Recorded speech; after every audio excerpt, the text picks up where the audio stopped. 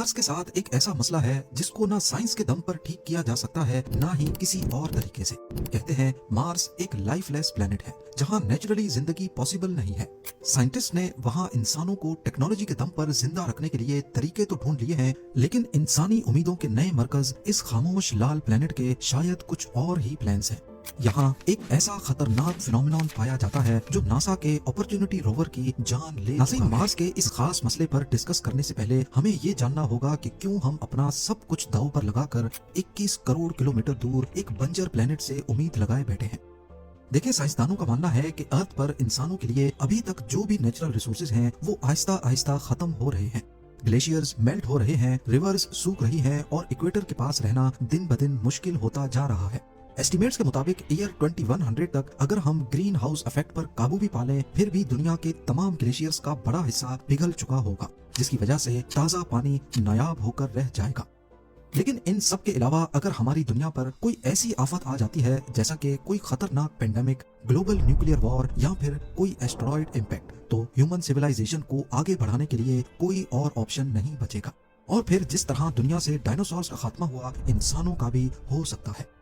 इस दिन से बचने के लिए पिछले कई सालों से सेकंड होम की तलाश जारी है, और ये सेकंड होम अर्थ पर नहीं बल्कि मार्स पर होगा। 2050 तक हम इंसान मार्स पर एक ह्यूमन कॉलोनी बनाने का इरादा रखते हैं, और शायद हम ये सपना पूरा करने में कामयाब भी हो जाएं।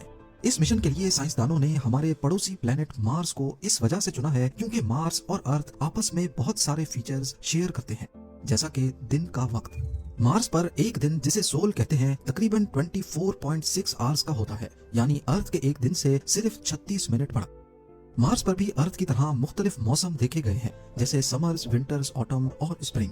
पर ये सीजन्स अर्थ के मुकाबले में ज्यादा बड़े होते हैं क्योंकि मार्स का एक साल भी बड़ा होता है। ठीक अर्थ की तरह मार्स पर एंशिएंट रिवर्स, लेक्स और बर्फ के निशानात मिले हैं। इसके अलावा मार्स के भी पोल्स हैं, जैसे अर्थ पर नॉर्थ और साउथ पोल हैं और इन पर बर्फ भी जमी हुई है। पहाड़, वादियां, रेगिस्तान और वॉल्केनोज, ये सब अर्थ पर भी हैं और मार्स पर भी। हत्ता के सोलर सिस्टम का सबसे बड़ा वॉल्केनो मार्स पर ही है, जिसे ओलंपस मॉन्स कहा जाता है। और आखिर में कम ही सही, लेकिन मार्स पर ग्रेविटी और एटमॉस्फेयर भी पाया जाता है। इन सब खसूसियात को देखते हुए मार्स को ह्यूमन कॉलोनाइजेशन के लिए चुना गया है। अब बेशक मार्स एक अर्थ लाइक प्लेनेट तो है, लेकिन वो पूरी तरह अर्थ नहीं है। मिसाल के तौर पर वहाँ फ्रोजन वाटर के ट्रेसेस मिले हैं, पर ये पानी लिक्विड फॉर्म में नदियों और दरियाओं में नहीं बहता कि बस निकाल कर इस्तेमाल कर लिया। मार्शियन सॉइल से ये बर्फ एक्सट्रैक्ट करना और उसे इस्तेमाल के काबिल बनाने के लिए भी कई इक्विपमेंट्स चाहिए होंगे। इसी तरह इंसानों के लिए दूसरी सबसे अहम चीज है ऑक्सीजन, जो अर्थ के एटमॉस्फेयर में हमारे इर्द गिर्द हवा में 20% है। मार्स के एटमॉस्फेयर में सिर्फ 0.13% ऑक्सीजन है और बाकी 99.87% कार्बन डाइऑक्साइड। वहाँ ऑक्सीजन बनाने के लिए भी एडवांस सिस्टम्स चाहिए होंगे। और सबसे अहम चीज, मार्स पर दिन में भी टेम्परेचर बहुत ठंडा होता है, अक्सर -60 डिग्री सेल्सियस तक, और रात को तो और भी ज्यादा ठंड बढ़ जाती है। इंसानी जिस्म को बचाने के लिए स्ट्रॉन्ग प्रोटेक्टिव सूट्स और हीट शेल्टर्स चाहिए होंगे। और हाँ, वहाँ अगर सब चीजें मिल भी जाएं, तब भी आप फ्रीली नहीं घूम सकते, क्योंकि मार्स का अपना कोई स्ट्रॉन्ग मैग्नेटिक फील्ड नहीं है जो इंसानों को सूरज की खतरनाक रेडिएशन से बचा सके। अगर मार्स पर सूरज की रेडिएशन से बचा नहीं गया तो वो कैंसर जैसे मर्ज में मुब्तला कर सकती है। अब इन सब मसलों से निपटने के लिए साइंटिफिक कम्युनिटी पिछले कई सालों से काम करती आ रही है। जैसे मार्स पर ऑक्सीजन बनाने के लिए नासा का मॉक्सी नामी प्रोजेक्ट है, जो मार्स पर कार्बन डाइऑक्साइड से ऑक्सीजन बनाने पर काम कर रहा है। मॉक्सी इस CO2 गैस को कंप्रेस और हीट करके उसमें से ऑक्सीजन निकालने का काम करेगा। इस प्रोसेस के लिए इलेक्ट्रिसिटी चाहिए होगी, जो कि सोलर पैनल से जनरेट होगी। इसी तरह वहाँ ठंड से बचने के लिए साइंटिस्ट ने इन्फ्लेटेबल हैबिटेट्स और अंडरग्राउंड बेसिस डिजाइन किए हैं। इन बेसिस को मार्स के रेगिस्तान में या पहाड़ों के नीचे बनाने का आइडिया है। रेडिएशन से बचने के लिए या तो मार्स की मिट्टी से बंकर्स बनाए जाएंगे या फिर specially designed heavy shielded suits और शेल्टर्स तैयार किए जाएंगे। कुछ लोग सजेस्ट कर रहे हैं कि मार्स की केव्स यानी गारों को भी इस्तेमाल किया जा सकता है।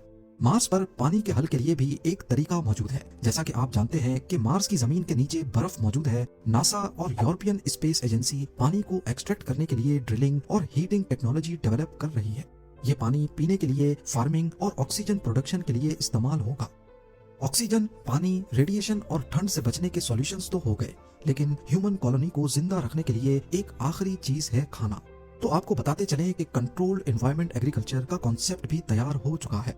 यानी सील्ड ग्रीन हाउसेज जहाँ हवा, पानी और रोशनी सब कुछ आर्टिफिशियल कंट्रोल में होगा। ये एक्सपेरिमेंट्स नासा की जानिब से एंटार्क्टिका और इंटरनेशनल स्पेस स्टेशन में कामयाबी से किए जा चुके हैं। पर मार्स पर एक ऐसा मसला भी है जिसका सॉल्यूशन अभी तक नहीं निकाला गया, और वो मसला है वहाँ मिट्टी के तूफान।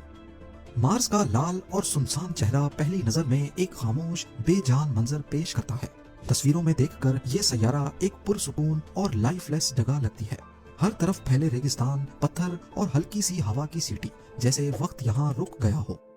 मगर इस वीडियो में देखें, मार्स के होराइजन पर कुछ उभर रहा है, एक दहशतनाक दीवार। ये कुछ और नहीं बल्कि मार्स पर तूफान का मंजर है, और ये कोई आम डस्ट स्टॉर्म नहीं है। ड्राई आइस की सब्लिमेशन यानी जमी हुई CO2 बर्फ का सीधा हवा में तब्दील होना इतनी तेज हवा पैदा करता है कि मार्स पर सबसे खौफनाक तूफान भड़क उठते हैं। ये आंधियां सिर्फ एक शहर या कॉन्टिनेंट जितने हिस्से नहीं बल्कि पूरे के पूरे प्लेनेट को निगल लेती हैं। और ये सुपर स्टॉर्म्स तकरीबन हर 3 सालों में मार्स पर उभरते हैं। इन तूफानों का गर्द इतना घना होता है कि महीनों तक सूरज की रोशनी जमीन तक नहीं पहुंच पाती, और ये इंसानी टेक्नोलॉजी के लिए एक बड़ा खतरा है। सोलर पैनल से लेकर कम्युनिकेशन सिस्टम्स तक सब कुछ फेल हो सकता है। अगर इंसान मार्स पर कॉलोनी बनाना चाहता है तो इन तूफानों का सामना करना होगा। लेकिन मसला ये है कि हम अभी तक इन तूफानों की असल वजह नहीं समझ सके। शायद हमें इसके बारे में थोड़ा आइडिया जरूर है, लेकिन इन तूफानों को रोकना हम अर्थ पर ही नहीं कर पाए तो मार्स की क्या बात करें। मार्स हमेशा से डस्ट स्टॉर्म्स का शिकार नहीं था। कभी ये प्लेनेट भी हरा भरा और जिंदगी से भरपूर था, जहाँ घना एटमॉस्फेयर और पानी बहता था। लेकिन करोड़ों अरबों सालों के दौरान मार्स सूख गया और उसका एटमॉस्फेयर धीरे धीरे स्पेस में गायब हो गया। आज मार्स का एटमॉस्फेयर सिर्फ 1% रह गया है, जो अर्थ के मुकाबले में ना होने के बराबर है। मगर ये डस्ट स्टॉर्म्स सिर्फ इसलिए नहीं आते कि मार्स सूखा हुआ है। साइंटिस्ट्स का मानना है कि इन तूफानों के पीछे एक बहुत बड़ा सबब है मार्स का टेम्परेचर। देखिए, जब एटमॉस्फेयर घना होता है तो वो सूरज की हीट को रोकता है और जमीन की हीट को भी एब्जॉर्ब करता है। मगर क्योंकि मार्स का एटमॉस्फेयर काफी पतला है, इसी वजह से वहाँ दिन के वक्त अगर आप खड़े होंगे तो आपके पाँव पर 23 डिग्री सेल्सियस फील होगा, जबकि आपके सर के पास फ्रीजिंग टेम्परेचर होगा। ऐसा इस वजह से है क्योंकि जमीन की हीट को एब्जॉर्ब करने के लिए एटमॉस्फेयर काफी पतला है। ये टेम्परेचर का इतना ज्यादा फर्क तेज हवाएं पैदा करता है, और हवाएं लाती हैं तूफान। अर्थ पर तूफान बादलों को अपने साथ लाते हैं, लेकिन मार्स पर बादलों की जगह होती है डस्ट। ये डस्ट जब एक बार हवा में शामिल हो जाती है तो ग्रेविटी कम होने की वजह से ये महीनों तक वापस जमीन पे नहीं आती, जिसकी वजह से दिनों नहीं बल्कि महीनों तक मार्स के गिर्द मिट्टी की लेयर खड़ी रहती है। डस्ट स्टॉर्म्स के दौरान मार्स पर wind speed 160 kilometre per hour तक पहुंच जाती है। इतनी तेज हवाएं अर्थ पर घरों की छतें उड़ा देती है, बिलबोर्ड्स और दरख्त उखड़ जाते हैं। लेकिन हमें खतरा मार्स की तेज हवाओं से हरगिज नहीं है, क्योंकि इन हवाओं में कोई ताकत नहीं होती।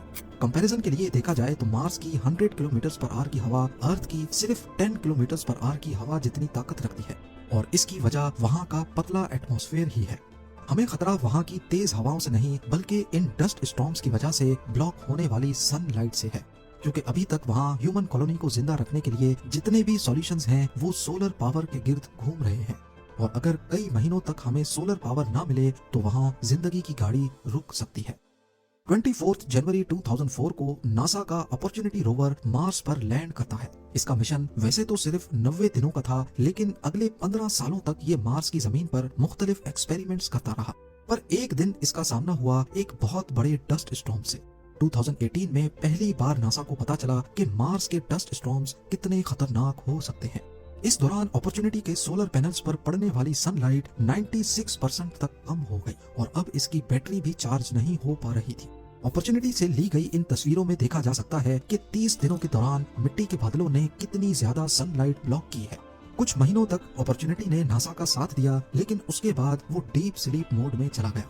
नासा ने महीनों तक उससे कांटेक्ट करने की कोशिश की, लेकिन कोई जवाब नहीं आया। 1 साल के बाद अपॉर्चुनिटी का आखिरी मैसेज रिसीव हुआ, जिसमें लिखा था my battery is low and it's getting dark. उस दिन के बाद अपॉर्चुनिटी की तरफ से कोई सिग्नल नहीं आया।